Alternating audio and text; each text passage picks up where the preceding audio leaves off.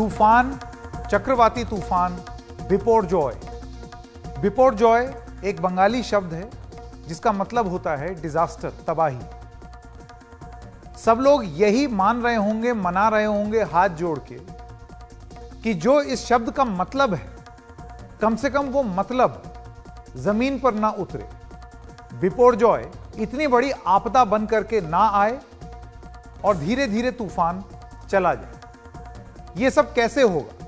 ये होगा तैयारी से, ये होगा लोगों को राहत शिविरों में ले जाने से, ताकि जान की हानि ना हो, भले ही माल की हानि हो जाए, क्योंकि आप कितना सामान हटा सकते हैं। इसके अलावा एनडीआरएफ, एसडीआरएफ और अलग अलग एजेंसियां जो लगातार काम कर रही हैं, एक ऐसी स्थिति में किस तरीके का रिस्पांस देना चाहिए उसको लेकर के, उनका काम किस तरीके से है। आगे कार्यक्रम में हम आपको बताएंगे कि कैसे बतौर देश हम लोग चक्रवाती तूफानों से निपटने में लगातार निरंतर बेहतर हुए हैं। एक सिल्वर लाइनिंग भी है, हर समय बहुत बुरा होगा ऐसा मान के चलना ठीक नहीं है। सन 99 के ओडिशा के तूफान के बाद भारत ने बहुत कुछ सीखा है और आपदा प्रबंधन को बहुत अच्छे से सुधारा भी, लेकिन फिर भी हर बार एक आपदा एक नई चुनौती बन करके आती है और फिर से आपका इम्तिहान लेती है कि आप कितने तैयार हैं। वो इम्तिहान आज ये देश और आपदा प्रबंधन का जो पूरी व्यवस्था है वो अब से कुछ ही देर में देने वाली है, क्योंकि लैंडफॉल जो साइक्लोन है बिपोरजॉय, उसका लैंडफॉल प्रक्रिया शुरू हो गई है। लंबी प्रक्रिया है, समय लगता है, 3-4 घंटे लगते हैं। उसके बाद वो जमीन से टकराता है तूफान, धीरे धीरे फिर हवा कम होती चली जाती है, लेकिन शुरुआत में उसकी हवा बहुत तेज होती है और नुकसान वो ज्यादा पहुंचा सकती है। उन जगहों पर राहत का काम हो रहा है, लोगों को राहत शिविरों में भी भेजा गया है ताकि वो इसके इम्पैक्ट से दूर रहे। अब से कुछ ही देर में हम सोहित मिश्रा के पास जाएंगे और तनुश्री पांडे के पास भी, जो लगातार दिन भर रिपोर्ट दे रहे हैं। हम अपने दर्शकों को यह भी बता दें कि नहीं, स्टूडियो के अंदर से नहीं, लेकिन जहां ग्राउंड पर हो रहा है, जहां पर जो तकलीफ हो रही है या जो तैयारी हो रही है, उसकी सीधी खबर एनडीटीवी पर आपको मिलेगी, बिना नौटंकी किए, तथ्यों के साथ। सोहित मिश्रा हमारे साथ जुड़े हुए हैं। सोहित, आपका बहुत बहुत स्वागत। सबसे पहली बात, आप और आपके जो छायाकार हैं, जो वीडियो जर्नलिस्ट हैं, मैं उम्मीद करता हूं कि आप एक किसी सेफ सुरक्षित जगह पर हैं, आप दोनों, राजेंद्र दयालकर जी और आप। क्या बता सकते हैं आप अभी लैंडफॉल के बारे में, विंड स्पीड के बारे में क्या जानकारी मिल रही है?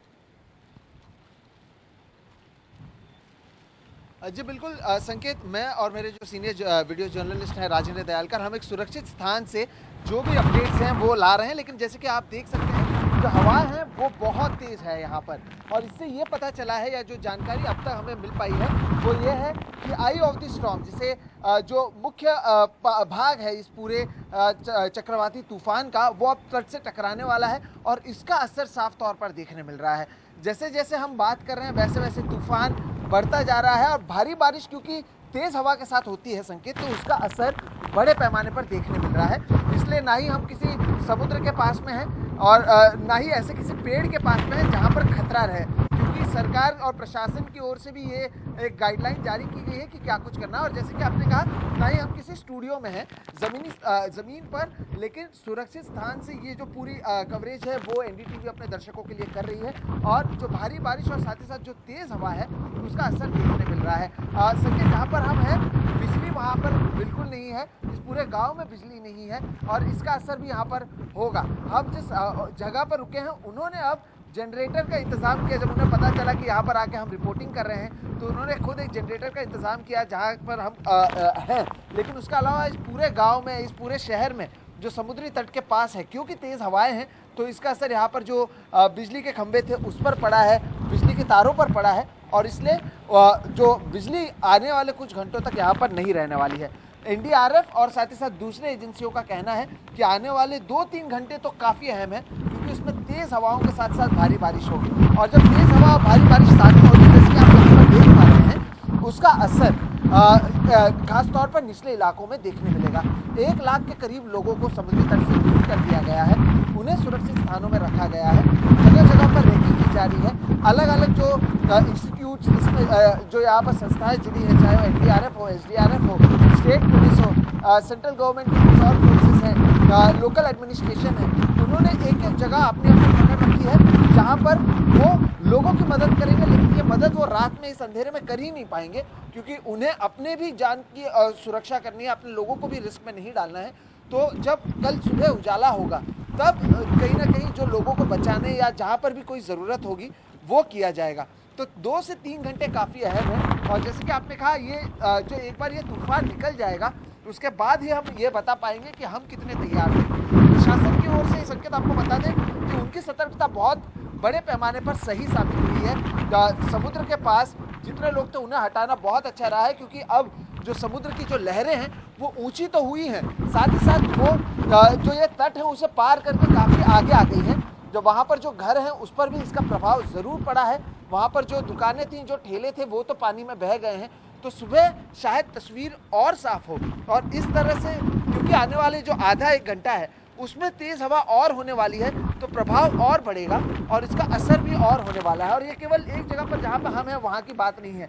द्वारका में हमने देखा किस तरह के हालात हैं। जामनगर में मैं आपको बता दूं, वहाँ पर मवेशियों को जहाँ पर रखा गया था उसके ऊपर ही पेड़ गिर गया, जिसके बाद NDRF ने वहाँ पर इन मवेशियों को बचाने का काम किया। ये एक उदाहरण है। इस तरह से और भी कई जगहों पर हालात हुए हैं, लेकिन क्योंकि अंधेरा है अब कुछ नहीं किया जा सकेगा। लोगों को सुरक्षित स्थानों पर इसलिए पहले रहने कहा गया है, और लोग भी यहाँ पर कहीं ना कहीं नियमों का पालन करते दिख रहे हैं। जिस तरह से हम कोरोना में या दूसरी जगह पर हम दिखाते थे कि पूरे के पूरे शहर गांव खाली है, कोई बाहर नहीं निकल रहा है, यहाँ पर भी लोगों ने उन नियमों को माना है। या तो उनके पक्के मकान हैं तो वो मकानों के अंदर हैं, या फिर सरकार की ओर से जो यहाँ पर उनके लिए तैयारियां की गई हैं वहाँ पर वो चले गए हैं। ना कोई सड़क पर है, ना ही कोई अपने मकानों के बाहर निकल रहा है। और एक बार फिर से हम बताते हैं, सुरक्षित स्थानों पर ना ही किसी समुद्र के पास, ना ही किसी पेड़ के नीचे, और ना ही किसी स्टूडियो के पास से ये रिपोर्टिंग कर रहे हैं। ज़मीन पर सुरक्षित स्थान में जो सरकार की ओर से मीडिया के लिए भी नियम बनाए गए हैं उसका पालन करते हुए खबर ला रहे हैं। और तेज हवा और भारी बारिश का असर आपको गुजरात के इन समुद्री तटों पर देखने मिल रहा है। संकेत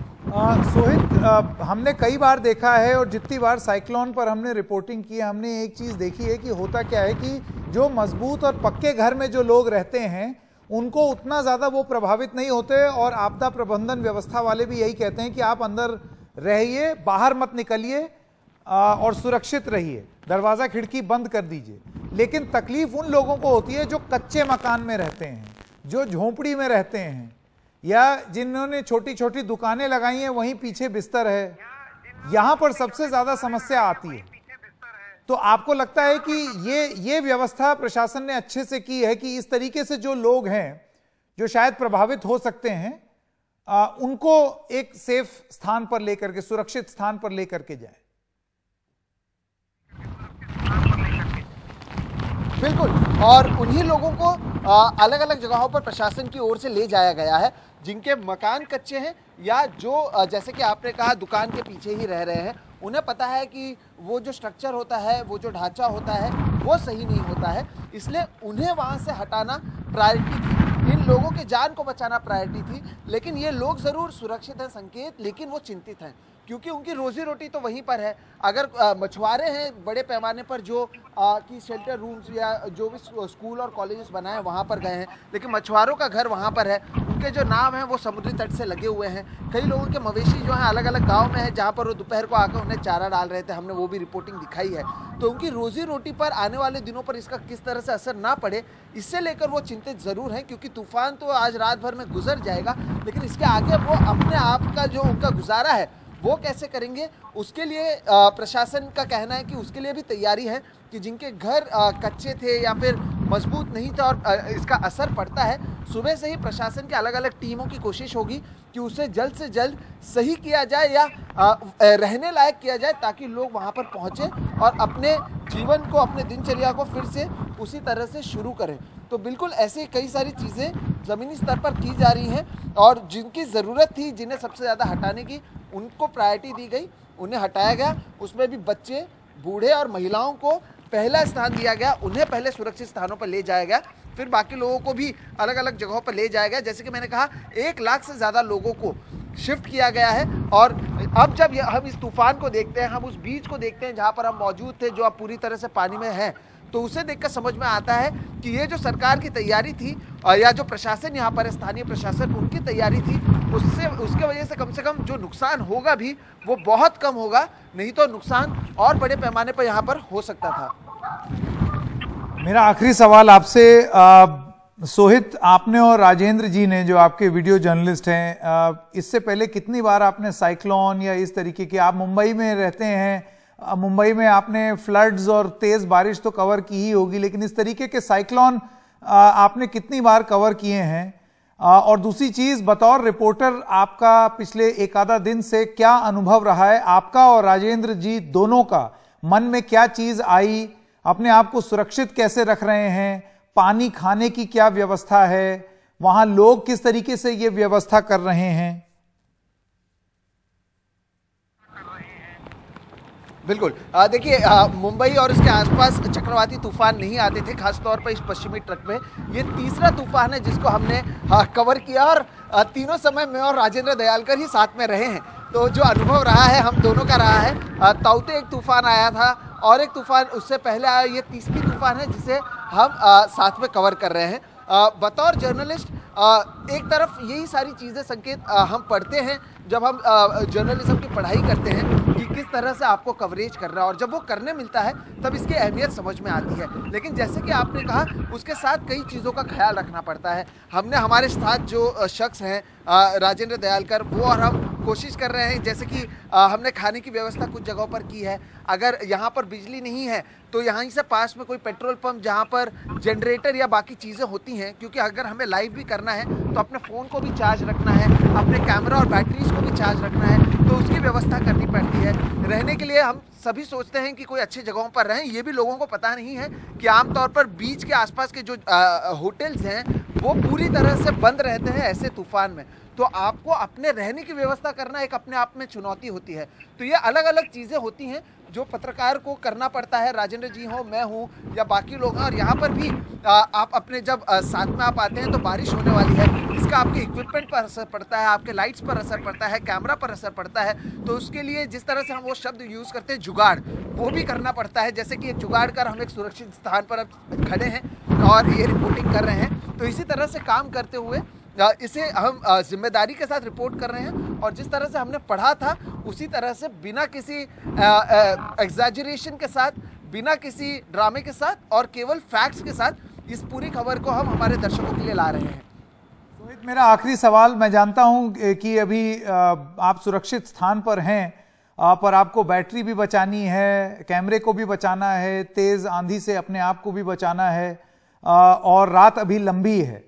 मैं आपसे ये जानना चाहता हूं कि आपदा प्रबंधन की जो तैयारी है उसके साथ साथ आपको क्या बताया गया है कि किन चीजों पर ध्यान दिया जाएगा? विंड स्पीड कितनी ज्यादा जा सकती है? कौन सा इलाका है जहां सबसे ज्यादा इसका प्रभाव पड़ सकता है? और ये सारी चीजें हमें सुबह ही पता चलेंगी कि कितना डैमेज कर गया ये साइक्लोन बिपोरजॉय। बिपोरजॉय का मतलब होता है तबाही, डिजास्टर। बिल्कुल, और तबाही के लिए यहाँ पर प्रशासन की अगर बात करें संकेत, तो वो तैयार है। उनको जो लग रहा है जहाँ जहाँ पर इसका असर होगा, कई ऐसे जगह हैं जहाँ पर पेड़ों के गिरने के चांसेस ज़्यादा हैं, तो उन टेरिटरीज को उन्होंने मार्क किया हुआ है प्रशासन ने। मैं आपके सवाल को सुन नहीं पाया पूरी तरीके से। जो ये भी एक चीज़ बता दें कि पानी का असर जो हमारे हेडफोन्स है उस पर भी पड़ता है, तो इसलिए मैं इस तरह से आपकी बातों को सुनने की कोशिश कर रहा था। तो बिल्कुल प्रशासन की ओर से अलग अलग तैयारी। और देखिए संकेत, जैसे मैं कह रहा हूँ, भारी बारिश के साथ जब तेज़ हवाएँ चलती हैं तो उसका एक अलग प्रभाव भी होता है, उसके जो जिस फोर्स से वो आपको लगती है वो भी बहुत अलग होती है। रही बात प्रशासन की, तो उन्होंने मार्क किया हुआ है उन घरों को जहाँ पे जो कच्चे घर हैं, उन जगहों पर जहाँ पर मवेशियाँ ज़्यादा हैं, और उन जगहों पर जहाँ पर पेड़ गिरने की आशंका है। और इन्हीं जगहों पर उनका फोकस, जैसे ही सूर्य की पहली किरण सुबह निकलती है, वो रहने वाली है। और जो डिज़ास्टर है या जो तबाही है, वो तबाही का किस तरह से असर कम से कम हो, उसकी कोशिश प्रशासन करेंगे। और कल सुबह ही हम ये बता भी पाएंगे कि जो ये 4 घंटे की तूफान है या उससे पहले हम जो 4 दिनों से यहाँ पर तैयारी देख रहे हैं वो कितनी सफल रही है और प्रशासन ऐसे तूफानों से आगे लड़ने के लिए क्या कुछ करने वाली है। क्योंकि पश्चिमी तट पर आमतौर पर तूफान आते नहीं थे, लेकिन पिछले 3, 4, 5 सालों में जिस तरह से जितने ये तूफान बढ़ रहे हैं उससे समझ में आता है कि मौसम बदल रहा है और इस तरह के तूफान शायद भविष्य में और भी इस तरह से पश्चिमी तट पर देखने मिल सकते हैं। बिल्कुल, मैं आपको ऑल द बेस्ट कहूँगा और लगातार ये रिक्वेस्ट भी रहेगी आपसे। मैं जानता हूँ आप बहुत ही ध्यान से और संयम के साथ रिपोर्टिंग करते हैं सोहित। आप और राजेंद्र जी दोनों सुरक्षित रहें, अच्छे से रिपोर्टिंग करें और हम तक सच्ची खबर लाते रहें। आपका बहुत बहुत धन्यवाद। अपना बहुत बहुत ध्यान रखिएगा आप और राजेंद्र जी। और मैं मान सकता हूं कि शायद कुछ खाने पीने की व्यवस्था भी आपने रखी होगी, क्योंकि ऐसे वक्त में ये तो है नहीं कि आप बाहर गए और आपने कुछ जोमेटो स्विगी से मंगवा लिया। स्थिति बहुत भयंकर होती है ऐसे में, तो तैयारी पूरी होनी चाहिए। तो उस तरीके की तैयारी मैं समझता हूं कि आपने की होगी। बहुत बहुत धन्यवाद हमारे साथ जुड़ने के लिए सोहित और सोहित के कैमरामैन राजेंद्र दयालकर जी।